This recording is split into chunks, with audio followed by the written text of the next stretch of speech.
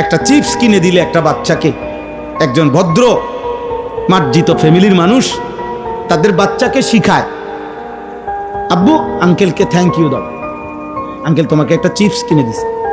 10 টাকার একটা চিপসের জন্য বাবা শিখাইছে, মা শিখাইছে আঙ্কেলকে ধন্যবাদ দিতে হয়।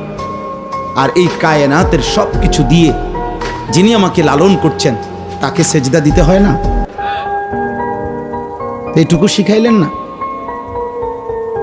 কি ভদ্রতা শিখাইলেন, কি আদব শিখাইলেন বলে? আল্লাহ তাআলা বুঝদান করেন। কুল হুয়াল্লাযী যারাআকুম ফিল আরদ ওয়া ইলাইহি তুহশারুন। আল্লাহ তাআলা বলেন, হে নবী আপনি বলে দেন আল্লাহই তোমাদেরকে গোটা পৃথিবীতে ছড়িয়ে দিয়েছেন।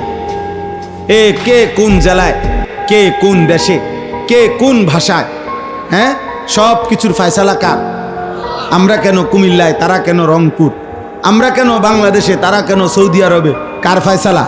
আল্লাহ। সব মানুষকে জমিনের বিভিন্ন অঞ্চলে আল্লাহই ছড়িয়ে দিয়েছেন। তবে ইলাইহি তুহশারুন, আল্লাহ বলে আপনি এটা বলে দেন সকলকেই আবার একত্রে আল্লাহর কাছেই হাসরের ময়দানে জমা করা হবে।